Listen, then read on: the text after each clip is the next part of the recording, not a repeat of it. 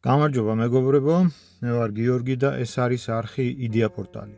ეს ვიდეო, უпроსტად ეს თემა საკმაოდ დიდია და ისეთ ძალიან დელიკატურ საკითხებზე მექნება საუბარი. ასე რომ ისედაც ნელა ვლაპარაკობ ხოლმე და ახლა უფრო დორეთ მომიწევს საუბარი, იმიტომ რომ თვითონ საკითხი ისეთია, რომ დიდხანს ვფიქრობდი საერთოდ ამ ვიდეოს ჩაწერაზე, ადრევე უბრალოდ რაღაც თემები იყო დასალაგებელი, ზუსტად ისე რომ სწორად წარმომედგინა და გაუგებრობა არ ყოფილიყო. ეხლა თემა არის ძალიან კომპლექსური რა. ეს პირველი ვიდეოა ჩემი, რომელიც მომიწია ჩამეწერა რამდენიმე ნაწილად, ნაწყვეტ-ნაწყვეტად რა.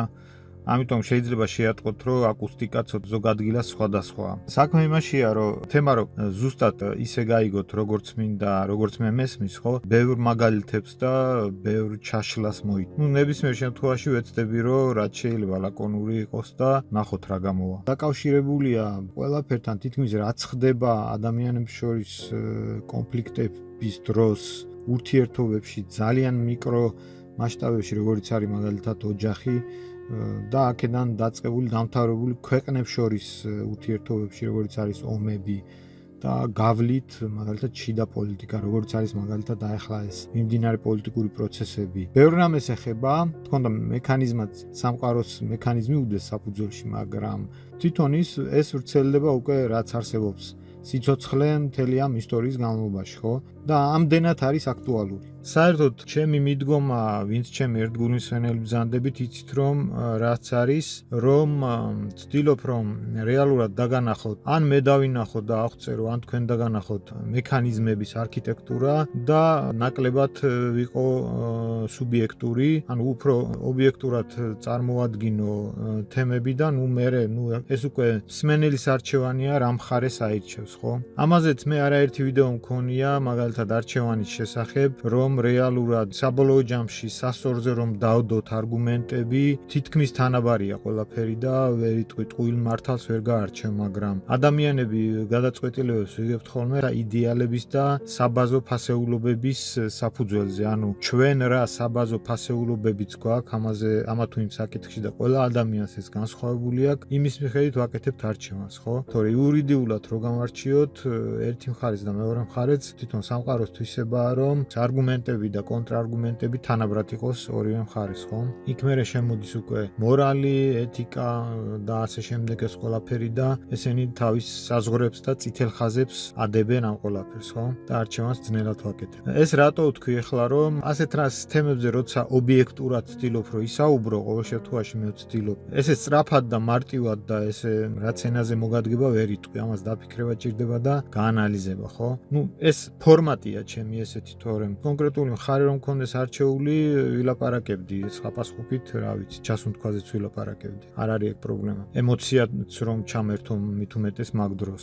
რაც შეეხება სათაურებს, რა თქმა უნდა, იქ რასახითაც ეს სათაურებია მოყვანილი, ეს ჩემი მიდგომა არანაირად არ არის, ჩემი მსმენელი, ვინც ბრძანდებით იცით რომ ასე არ უდგები საკითხს, ეპითეტებს მაქსიმალურად ვერიდები, ეს ის ეპითეტებია, როგორც ეს სამი კატეგორია ერთმანეთს ახასიათებს და რაც მომისმენია ხო, რაც უფრო პოპულარულია ხოლმე რა, რაც ყურში მომხედრია როგორც უფრო პოპულარული. შეიძლება სხვაც იყოს, რა თქმა უნდა, მაგრამ ამ შემთხვევაში ესენი შევარჩიე, რადგან ანუ თემა როგორც თქვი, ძალიან ფაქიზი ნიუანსებია, რომელიც ისე უნდა დავახასიათო და აღწერო, რომ გაუგებრობა არ იყოს და ვეცდები რომ რაც შეიძლება ისე გაიგოთ, როგორც მე მესმის, რა თქმა უნდა, დანარჩენი თქვენი გადასაწყვეტია უკვე და მოკლედ ორი სიტყვით ამ სამი კატეგორიის შესახებ რა იგულისხმება, ეს როგორც პირველი მოსამზადებელი საკითხი ამ თემაში და პირველი მაშ რა გვაქვს, ეს არის ბინარები, გოიმი ბინარები, ეგრეთ წოდებული გოიმი ბინარები. ამას შემდეგ უკვე დეტალურად ვიტყვი, რაც წარმოადგენს ეგრეთ წოდებული მოკლევადიანი ბინარები და გრძელვადიანი ბინარები. ანუ ამ თემის ფარგლებში შევთანხმდეთ ტერმინებზე და დიდი არაფერი ფილოსოფია ამაში არ დევს, მარტივი გასაგებია. ანუ თვითონ ტერმინი რას ნიშნავს ბინარები? ბინარულობა ნიშნავს ორობითობას. მაგალითად, ცუდი, კარგი, შავი, თეთრი, ქალი, კაცი, ბოროტება, სიკეთე.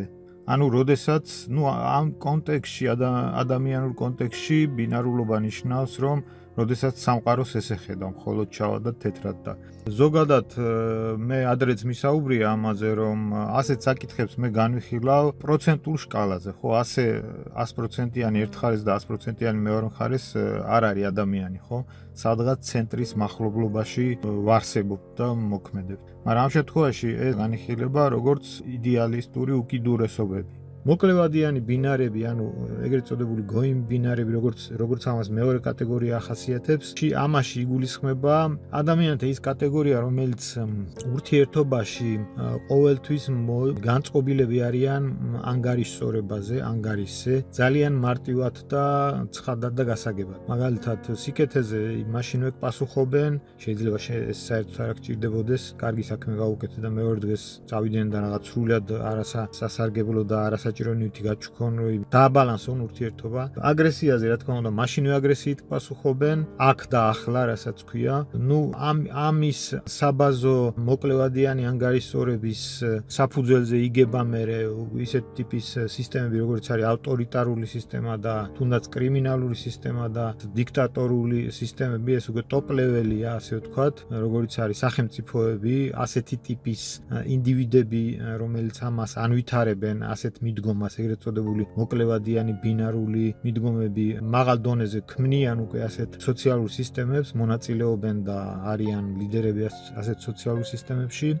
მოკლედ მეორე კატეგორიის შესახებ ეგრეთ წოდებული ლიბერალი ქათმები, ადამიანი, რომელიც გაურბის საფრთხეს და აგრესიას, მაშინვე არ პასუხობს აგრესიაზე აგრესიით, ზოგადად ურთიერთობას გაურბის პირველ კატეგორიასთან, ან ზოგადად კონფლიქტურ ურთიერთობას გაურბის. ანუ რაზეა საუბარი, რომ ყოველთვის, როდესაც გამოვყოფთ ტიპებს ხო ადამიანებში, იგულისხმება, რომ მე ხშირად მომიტანია ეს მაგალითი, რომ ნებისმიერი ასეთი ტიპით დახასიათება შეგვიძლია განვიხილოთ 100%-იან შკალაზე, ცენტრი 50 იყოს ცენტრი, 0-ის ხარე იყოს 1, მაგალითად მოკლევადიანი ბინარები და 50-ის ზემოთ იყოს გრძელვადიანი ბინარები.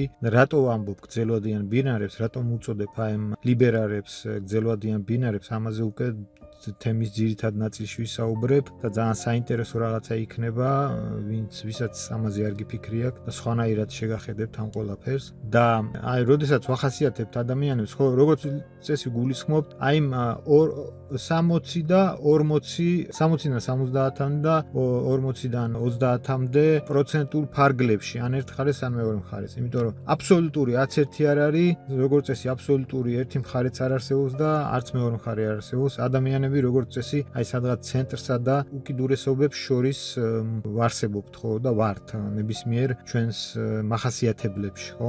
მესამე, ეგრეთ წოდებული ფილოსოფოსა ინტელიგენტები, რეალურად უფრო მწარე ეპითეტი არსებობს, მაგრამ მაგისგან თავ შევიკავებ და ეხლა მაგასაც ვიტყვი ზუსტად რატომ შევიკავებ თავს. თლად ეხლა სასიამოვნო მიმართვის ეპითეტები არ არის ესენი, მაგრამ პატარა მარილი რომ შევიტანოთ ჩვენს თემებში. ეს რა კატეგორიაა? ეს არის მოაზროვნე ტიპები, ინფორმირებულები, განათლებულები, უბრალოდ განათლებულები და შეიძლება ინფორმირებულებიც ზოგადად, რომლებიც თავის ერუდიციას იყენებენ კონკრეტული ხარის ასარჩევად, კონკრეტული ხარის პროპაგანდისათვის, რაღაცის ბრჭყალებში გაправებისათვის და ყველამ ვიცით, რომ ხშირად სასაცილოდ გამოიყურება ხოლმე ეს, გამოდის ინტელიგენტი ტიპი და რაღაცას რაღაცნაირად ამართლებს ვიღაცა ფილოსოფოსების ფრაზების საფუძველზე, რომელიც ეგრევე ჩანს შავით თეთრზე, რომ აშკარა ესე მარაზმია, ხო, ლოგიკას მოკლებულია, მაგრამ აი იყენებს ამ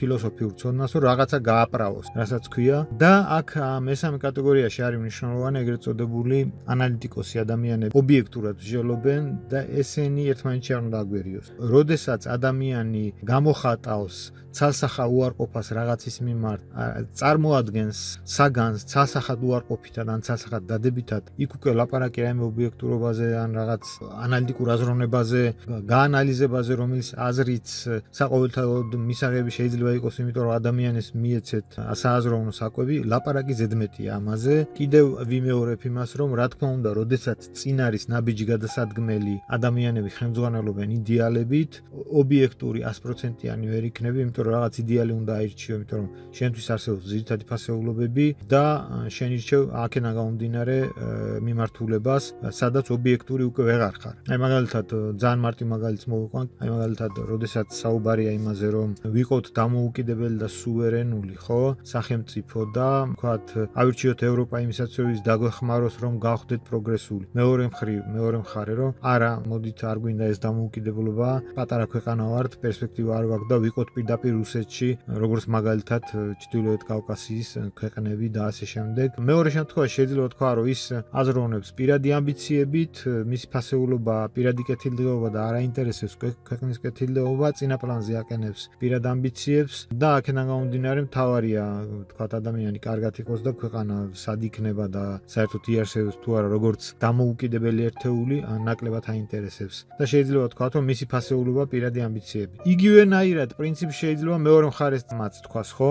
რომ შენი პირადი ამბიციაა, რომ მაინც და მაინც რაღაცა დამოუკიდებელი ერთეული კონდეს, რაღაც ქვეყანა კონდეს, ვითომ შექმნა ის რაღაც ფასეულობების ბაზაზე, დამოუკიდებელი წარმოება, დამოუკიდებელი პოლიტიკური ურთიერთობები, შიდა და გარე პოლიტიკა და ასე შემდეგ.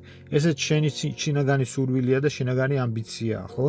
და თუ პოლიტიკოსი ხარ, გინდა იყო გამოჩენილი ამით, რომ შენ ხარ აქ პოლიტიკოსი, მაშინ როდესაც თუ ეს ქვეყანა სხვის საკუთრებაში იქნება, ასე გამოჩენილი შენ არ იქნები და ისტორიაში ასე ვერ დარჩები, როგორც ქვეყნისათვის რაღაც მნიშვნელოვანი პერსონა და პიროვნება, ხო? ანუ ესე სასწორზე რომ დავდოთ, ეს ორი პრინციპში სადღაც თანაბრობაა, მაგრამ არჩევანს ადამიანი აკეთებს ფასეულობების საფუძველზე. კაი, ეს სხვა თემაა და მე ამაზე მისაუბრია. მგონია რომ მიგახვედეთ რაზეა საუბარი, აქაც თუ თქვენ ის ვიდეოები არ მოგისმენიათ და მოდი გადავიდეთ უკვე შემდეგ ეტაპზე, კიდე მეორე მოსამზადებელ საკითხზე.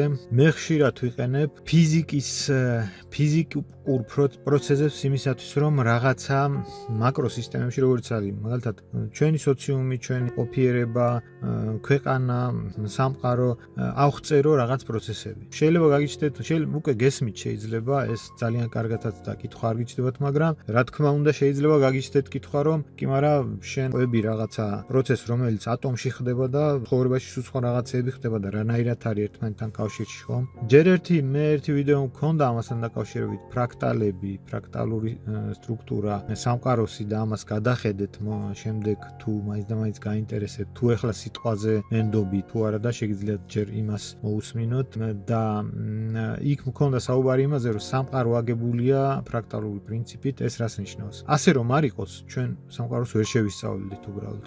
და რას ნიშნავს ეს? აი მაგალითად, წარმოიდგინეთ, აგურებით ავაშენოთ სახლი, რომელიც დიდი ფორმით გავს აგურს. ანუ დიდი ფორმა აქვს, აგურის ფორმა აქვს, მაგრამ თუ დაუკვირდებით მის მიკროსტრუქტურებს, იგი შედგება ასევე ობიექტებისაგან, რომელთაც ასევე აგურის ფორმა აქვს, ხო? და თვითონ აგურებიც რომ შედგებოდეს პატარა მიკროაგურებისგან. აი სამყაროში პროცესები დაახლოებით ამნაირად ხდება, ანუ რაც არის საბაზისო პროცესი, თქვათ ელემენტარულ ნაწილაკებში, უფრო მანამდეც. მისი კონტექსტი მეორდება მაკროსისტემებში. აი მაგალითად, როგორც არის, რომ თქვათ ელექტრონი ბრუნავს ბირთვის გარშემო ატომში, ისე ბრუნავენ მზის გარშემო პლანეტები.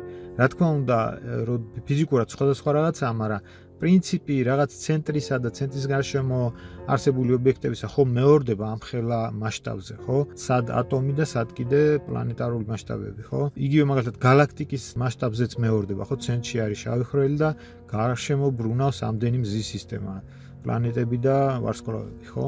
ანუ ამაზეა საუბარი. ამიტომ ვიყენებ ხოლმე, როდესაც რაღაცა მინდა დაგანახოთ, ვიყენებ საბაზო პრინციპს, იმიტომ რომ ამით მინდა მივანიშნო, რომ ის რაც ხდება სამყაროში საბაზო მექანიზმში, ხდება ასევე მაკროსისტემაში.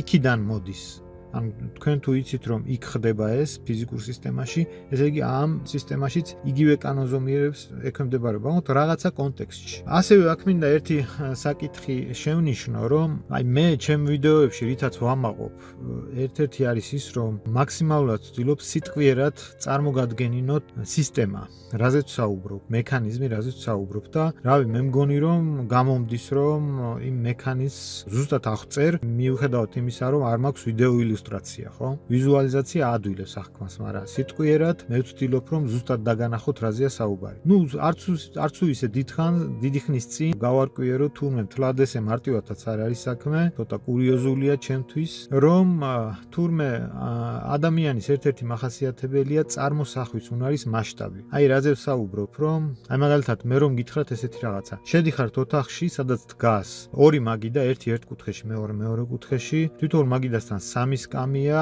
მაგიდაზე ერთგან დევს, თქვათ, ლუდი, თევზი, დოგვი, სოსისი. მეორე მხარეს დევს აწყვია ყავა, იქ ნამცხვარი და ასე შემდეგ, რაღაცა წვენები. სამი ფანჯარა აქვს, ერთი ფანჯრიდან ჩანს მთები, მეორე ფანჯრიდან ჩანს გზა, მესამე ფანჯრიდან ჩანს პარკინგი, ავტომობილების და ასე შემდეგ. აი ერთიანად ხო შეგიძლიათ ეს წარმოიდგინოთ, ხო? ვისაც შეგიძლიათ. თურმე არსებობენ ადამიანები, რომელთაც ერთიანად ამის წარმოდგენა არ შეუძლიათ, წარმოსახვა არ შეუძლიათ. მათ ისინი წარმოიდგენენ მხოლოდ მაგალითად დასაწყის, რაც დაიმახსოვრეს ოთახი, სადაც სამი მაგი დადგა, ან ბოლოს, თქვათ, სამი ფანჯარა, რომელშიც ჩანს, თქვათ, ერთგან ერთი რაღაც, მეორეგან მეორე რაღაც. ანუ მასშტაბი წარმოსახვის ადამიანებზე განსხვავდება. რა თქმა უნდა, აქ არანაირი სარკაზმი ან ირონია, უბრალოდ ეს არის ადამიანის ერთ-ერთი მახასიათებელი. თურმე ყოფილა ერთ-ერთი მახასიათებელი. ეს ძალიან მარტივად აღწერეთ, თორემ რეალურად სხვა უფრო რთულ პროცესებზეა საუბარი. ადამიანის ერთ-ერთი მახასიათებელია, როგორც მაგალითად თმისფერი, კანისფერი სიმაღლე, ხმის ტემბრი და ასე შემდეგ. ეს ერთ-ერთი თვისებაა. ნუ ნებისმიერ შემთხვევაში მე ვეცდები რომ მაქსიმალურად დეტალურად აღწერო ხოლმე, თუ ეს მაინც გაუგებარია და ასე შემდეგ, რა თქმა უნდა, კომენტარები არსებობს, შენიშვნები არსებობს და შეგიძლიათ გამომეხმაუროთ ხოლმე. მეორე საკითხი, ისევ დაუბრუნდები ფიზიკოსების თემას, აი ფიზიკას უბრალოდ. და ერთი საიდუმლო მინდა გაგიმხილოთ, საინტერესო საიდუმლო, ალბათ კი არა დარწმუნებული ვარ, გაგონილი არ გექნებათ. აქ არსებობს ერთი ესეთი ეშმაკუნობა ფიზიკოსების მხრიდან, რომ აი როდესაც აი წარმოიდგინეთ ეკამათებით ფიზიკოსს, რომელიც არის პოლიტიკურად მოტივირებული. მაგალითად უნდა რომ ქვეყანა იყოს რუსეთის დაქვემდებარებაში.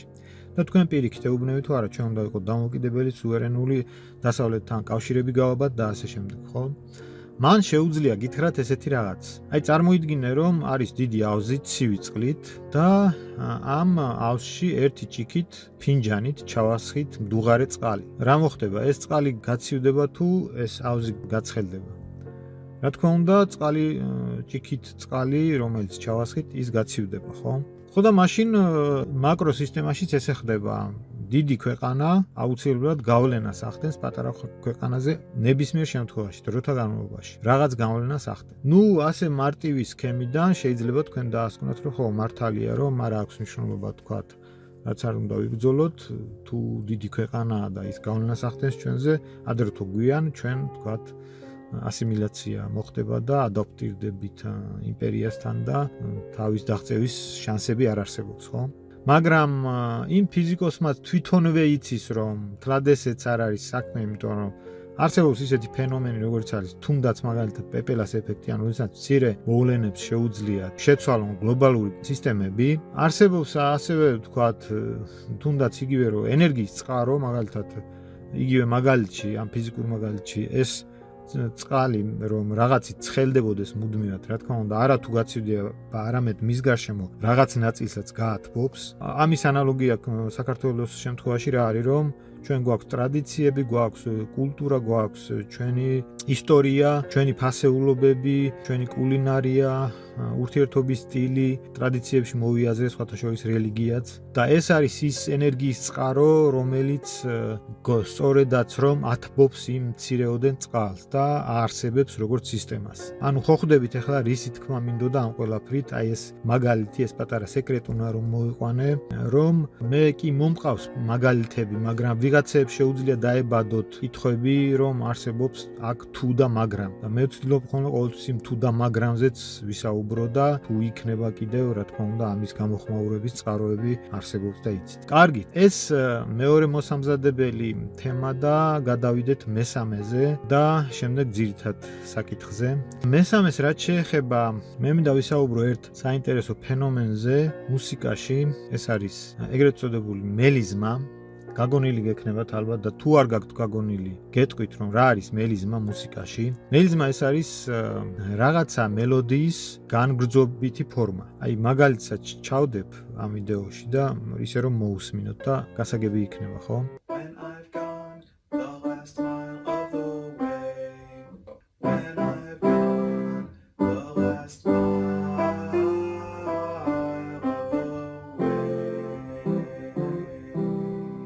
ანუ არის რაღაცა მელოდია, თქვათ რამდენიმე 5-6 ნოტი სიტყვაზე და არის მეორე მელოდია, რომელიც იგივე 5-6 ნოტია, ოღონდ ამათ შორის კიდე სხვა ნოტებია. მელიზმა ხშირად გამოიყენება მაგალითად ბაიათებში და იმეებში, შანსონებში, ჩვენებურ მუსიკებში, ჩვეულებრივ პოპ მუსიკაშიც ხშირად გამოიყენება, როკშიც სხვათა შორის და ელექტრონ მუსიკაშიც ხშირად. ოღონდ სხვადასხვა კონტექსტში რა თქმა. ანუ აქ რაზეა საუბარი, რომ ერთია რომ კონკრეტული მელოდია, აი მოდით ახლა ნელ-ნელა უკვე კავშირები გავაბათ, ხო? აი მოკლევადიანი ბინარები, ანუ კონკრეტული მელოდია, თქვა 5 ნოტიანი და გრძელვადიანი ბინარები. იგივე მელოდია ოღონდ გაწელილი შუალედური მელოდიები. სინამდვილეში ორივე შემთხვევაში ჩვენ უსმენთ ერთი და იგივე მელოდიას. მეორე შემთხვევაში გვაქვს მელიზმა ამ მელოდიის, ხო? მე ხა არაპროფესიონალი ვარ, უბრალოდ ეს მე ერთხელ მოვისმინე პროფესიონალისგან, დამაინტერესა ჩემ საკითხში და ვიყენებ ამას. თუ რამე შემეშალა, ამ შემთხვევაში შეგიძლიათ შემისწოროთ, არ არის პრობლემა, მე რა თქმა უნდა თქვენიდანაც სწავლობ. ანუ ჩვენ რომ მოვისმინოთ ერთი მელოდია მელიზმის გარეშე და მეორე იგივე მელოდია მელიზმით და ვთქვათ რომ სხვადასხვა რაღაცა ეს ასაცილო იქნება, ხო? აი ხა კავშირები იმასთან, ანუ მოკლევადიან ბინარებთან და გრძელვადიან ბინარებთან. როდესაც ეს პირველი და მეორე კატეგორია ერთმანეთს კრიტიკულად უდგება, სინამდვილეში ორივე ერთი და იგივე რაღაცის მიმდევარია. და ახლა გადავარ უკვე ძირითად თემაზე, ძირითად საკითხზე, ამასთან დაკავშირებით. ანუ სამყარო ამაზე ადრეც მიხსენებია, რომ არსებობს სტანდარტული კლასიკური სამყაროს შექმნის კლასიკური თეორიის საფუძველზე თეორია, რომ სამყარო შეიქმნა ბინარული პრინციპით. ეგრეთ წოდებული ნაწილაკებისა და ანტინაწილაკების თანაარსებობის და თანაფუნქციონირების წყალობით. კერძოდ, დასაწყისში მათი რაოდენობა იყო თანაბარი, თანაბრობა იწვევს სიცარიელეს, ბალანსს, რასაც ქვია, როდესაც არის ბალანსი, არაფერი არ ხდება.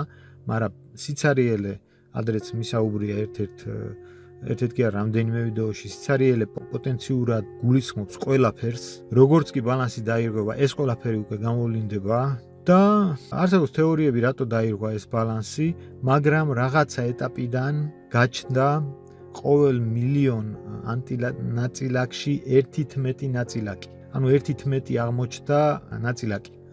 რა თქმა უნდა, ამ მეტობამ გამოიწვია ის, რომ წარმოიქმნა ეგრეთ წოდებული საწყისი ენერგიის, სუფთა ენერგიის ტალღები. სუფთა ენერგიის ტალღები ესენი არიან ის ნაწილაკები, რისგანაც ჩვენ შევდგებით. ანუ სამყაროს ბინარულობა ესეთი რაღაცა არ არის ჰაერიდან მოტანილი, ხოლოდ ადამიანურ ყოფიერებაში არსებული. ეს მოდის საფუძველშიო და ვლინდება სხვადასხვანაირად. აი მაგალითად ატომურ სტრუქტურაში, ატომური სტრუქტურები რო ქმნიან სხეულს, მაგალითად თქვა ავიღოთ რკინა, ხო? რკინა არის მყარი სხეული. ამ ტემპერატურაზე, რა ტემპერატურაც ეხლა გვაქვს გარემოში. ოთახის ტემპერატურასაც ეძახიან.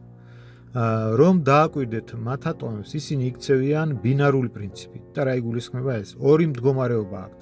ან შეერწყან ერთმანეთს, ორი ატომი მაგალითად. ან უკიდურესად დაშორდნენ. არც ერთ შემთხვევაში სისტემა არ იარსებებს. თუ ისინი ერთმანეთს, თქვათ ორი ატომი ერთმანეთს შეერწყება ბოლომდე, თქვათ ბირთვები გაერთიანდებიან და ელექტრონები გაერთიანდებიან, მივიღებთ ერთ ატომს, ოღონდ სხვა ელემენტს და ეს როგორც სხეული სისტემა არ იარსებებს. თუ ისინი უკიდურესად დაშორდებიან ერთმანეთს, რა თქმა უნდა დაიშლება სისტემა და ასეთ შემთხვევაში სხეულები არ იარსებებენ. ანუ არსებობს ბინარული მდგომარეობათა თანაარსებობა. და რომ დახედოთ თქვენ ატომებს, ორ ატომს ერთმანეთთან მიზიდვა განზიდვის პრინციპით მოქმედებენ. ირხევიან ერთმანეთის მახლობლობაში. ჩვენ ეს ბინარულობა შეგვიძლია განვარცოთ და წამოვიდეთ მაკროსისტემებში. ბოლოს და ბოლოს, რავი, ორი სქესი არსებობს რა თქმა უნდა, სხვა მდგომარეობების სქესთან დაკავშირებით ეს ტკივნეული თემაა, უბრალოდ თავი ვერ მოვაბი ვიდეოს ამ თემას, რომ ცალკე მიმეძღვნა, ესეც სამყაროს შემადგენელი ნაწილია, რა თქმა უნდა, და ამასთან არის დაკავშირებული, მაგრამ აქ ამ სიღრმეში რა წავალ, მაგრამ აქ რისი თქვა მინდა, რომ არსებობს იგივე ორი სქესიც, მაგალითად ადამიანში ყველაზე რთულ სისტემებშიც, ეს ბინარულობა ფუნქციონირებს, ხო? ანუ საფუძვე, აი ფრაქტალური სისტემები რო ახსენე, საფუძველში კიდევს, ბუნების საფუძველში, მაგრამ რაღაცნაირ კონტექსტში ის გამოვლინდება და თქვენ, ადამიანის აგებულებაშიც უამრავი რამე შეიძლება ნახოთ, ცხეულები და ანტისხეულების სისხლში, ხო? და კიდევ სხვადასხვა მეცნიერებაში, სხვა სფეროში უამრავი ადამიანი თუ ამაში ჩახედულია და დაფიქრებული ამაზე, ბევრ ანალოგიას მოიტანს, ხო? უამრავი სპეციალისტი. ანუ სამყაროს სათავეში დევს ბინარულობა. ანუ ეს ჰაერიდან მოტანილი რაღაცა და მხოლოდ ადამიანურ ყოფიერებაში გაჩენილი რაღაც არ არის. ეხლა ეს რატომ მოხდება? საქმე იმაშია, რომ იგივე ეს მეორე კატეგორია, ეგრეთ წოდებული, მოდი, უკვე შეურაცხყოფელი ეპითეტები არ გვინდა, ვიხმაროთ ბინარები, ლიბერალები და ფილოსოფოს ანალიტიკოსები, თქვათ, ასე თქვათ. აი ეს მეორე კატეგორია ლიბერალებიც, რომელიც ბინარული ტიპის, ბინარულად მოაზროვნე ადამიანებს აღიქვავენ, უყურებენ ზემოდათ, მოდი ასე ვთქვათ. სინამდვილეში თავადაც იქცევიან გრძელვადიან პერსპექტივაში, აი მელიზმა რატო ახსენე, ზუსტად ასევე იქცევიან. და რასთან არის ეს დაკავშირებული? დაკავშირებულია მაგალითად იმ თემასთან, რაზეც მე ვილაპარაკე ვიდეოში, ზეზვა და ზორბა. ანუ ერთი არის, რომ შეუძლებელია, რომ ბუნებამ მოგცეს შენ საშუალება, რომ რაღაცას არ უპასუხო. აი, რო გაიქცევი პრობლემიდან და გადარჩევი, ანუ ზეზვა გაექცა ზორბას, ხო, სიტყვაზე აგრესიულ სიტუაციაში. მაგრამ ის გადარჩა, გამრავლდა, იქცა ადამიანად, მოიგონა იარაღი და დაუპირისპირდა ზორბას შთამომავალს. ანუ მისი შთამომავალი დაუპირისპირდა ზორბას შთამომავალს. აქედან მივდივართ იმ თემამდე, იმ საკითხამდე, რომ ზოგადად სამყაროში ერთმანეთს ებრძვიან ისევ და ისევ იდეალები და არა ინდივიდები. ომები ხდება იდეალებს შორის, ხო? ანუ ეს პროცესი, რაზეც მე ვლაპარაკობ, ადამიანურ ყოფიერებაში, ცოცხალ არსებების ყოფიერებაში გრძელდება მილიონობით წლები. შესაბამისად, იდეალები განიცდიან გადასახლებას ინდივიდიდან ინდივიდამდე, ასე ვთქვათ, და ისინი ებრძვიან ერთმანეთს. ანუ მეორე ტიპი, რომ ავიღოთ, უკვე დავარქვათ სახელი გრძელვადიანი ბინარები და ეხლა უკვე ხვდებით, რატო უწოდე გრძელვადიანი ბინარები, რომ ადრე თუ გვიან რაღაც ფორმით ერთი კატეგორია პასუხობს მეორეს. ოღონდ ეს არ ხდება მოკლევადიან პროცესში და ხდება სხვადასხვა მექანიზმებისა და საგნების ჩართვით, იგივეა რაც რომ ხდება მოკლევადიან პროცესში. ანუ ერთი და იგივე მელოდიასთან გვაქვს საქმე ამ ორივე კატეგორიაში, ხო? ეხლა ჩდება ესეთი ლეგიტიმური კითხვა და ალბათ მსგავს საკითხებზე საუბრის დროს ადრეც გაგჩენიათ თქვენ ეს კითხვა, რომ კი, მაგრამ მაინც ევოლუციური თვალსაზრისით რომელი დგას ზემოთ, რომელია პირველი და რომელია ბოლო. მე ამაზე თუ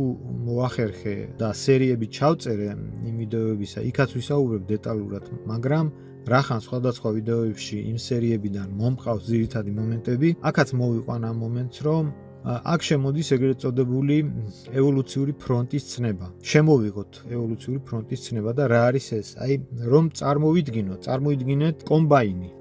გვერდიდან რომ წარმოვიდგინოთ ეს მანქანა, რომელიც მიდის, ბალახს აგროვებს, შემდეგ კონებს ქმნის და შემდეგ უკან ტოვებს ამ კონებს, ხო?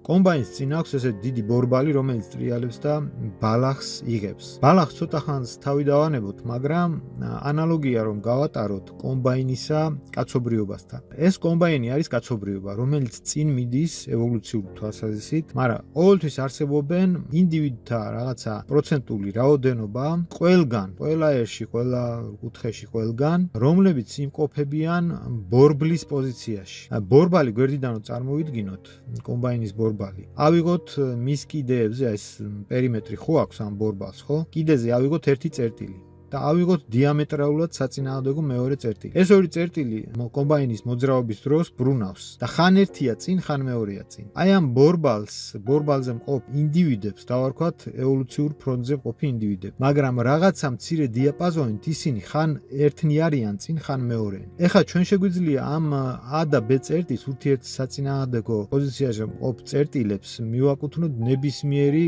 ტიპები ადამიანებისა, თქვათ, ნებისმიერი გამოკვეთილი ტიპები, თქვათ, ინტროვერტები, ექსტრავერტები, თქვათ, აგრესიულები, შვიდები, თქვათ, ალფა მამრი, ალფა მდედრი, ბეტა მამრი, ბეტა მდედრი და ასე შემდეგ. და ასევე შეიძლება ავიღოთ ჩვენი თემა, რაზეც ეხება მოკლევადიანი ბინარები და გრძელვადიანი ბინარები. ევოლუციური თვალსაზრისით ხან ერთნი არიან წინ, ხან მეორენი. ეს აქ ვახსენებ ისევ იმ ფრაზას, რომ რაც ადრეც მიხსენებიან, რომ რახან დღემდე არსებობს ეს ორი კატეგორია ადამიანებში, საზოგადოებაში, ყველგან მთელს კაცობრიობაში, ეს იმას ნიშნავს, რომ თითოეული მათგანი არის სიცოცხლისუნარიანი. რას ნიშნავს ის, რომ ისინი იმყოფებიან ევოლუციურ ფრონტზე ხან ერთი, ხან მეორე? ეს იმას ნიშნავს, რომ ევოლუცია გულისხმობს კრეატივს პირველ რიგში. როდესაც პრობლემიდან გამოსავლისთვის მიმართავ კრეატიულ მეთოდებს.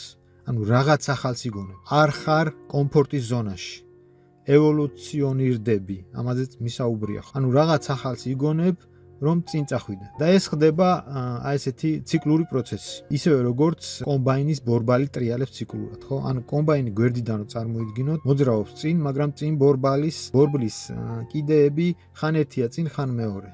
ესე შეგვიძლია წარმოვიდგინოთ კაცობრიობის ევოლუციური განვითარება. სწორედ კითხვა იმისა, ხა მე პასუხი გავეცი იმას, რომ იმ კითხვას, რომ მაშ რომელია უფრო წინ დგომი. ეს არის დინამიური პროცესი. და ეს ბორბალი ხა კომბაინის ზომების თვალსაზრისით ცოტა დიდია, მაგრამ სინამდვილეში მასშტაბები რო ავიღოთ ევოლუციური განვითარებისა და ამ ფრონტზე მყოფი ინდივიდთა ერთობლიობის, ხო? უფრო პატარებია. ეს ბორბალი შეიძლება წარმოვიდგინოთ უფრო პატარა, რაღაცა სანტიმეტრების ზომის. იმიტომ რომ ეს დროის თვალსაზრისით, რაც ადამიანი არსებობს, ეს ევოლუციური ცვლილებები, ხო, ძალიან მალმალე ხდება.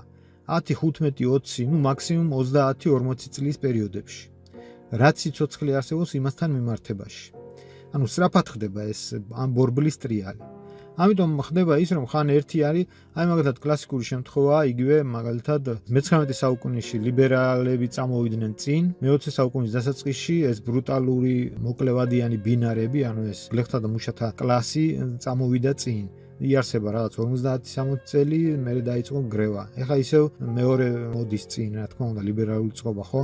რაღაცა წყობა 50 წლის შემდეგ ალბათ რაღაცა ზემოდან დაშენებული, ეს რა თქმა უნდა უკვე სპირალურად ხდება, სპირალურად მაღლა ადის, იგივე პროცესი მეორდება, მაგრამ კონტექსტუალურად მაღლა ადის. რაღაც მაგის გავსი, რომელიც უკვე დაკავშირებული იქნება მეტნაკლებ აგრესიასთან, ალბათ 1-30-40 წელიწადში კიდევ წამოვა წინა პლანზე, ხო? ანუ მექანიზმი შევეცადე რომ დამენახებინა, ხო, ეს მოკლევადიანი ბინარი, გრძელვადიანი ბინარები. ამიტომ სასაცილოდ ჩანს ხოლმე ზოგჯერ რომ ზემოდან უყურებენ ხოლმე ერთნი მეორეს. იმიტომ რომ სინამდვილეში ერთ მელოდიაზეა საუბარი, ერთი არის საბაზო მელოდია და მეორე არის მისი მელიზმური ვარიანტი.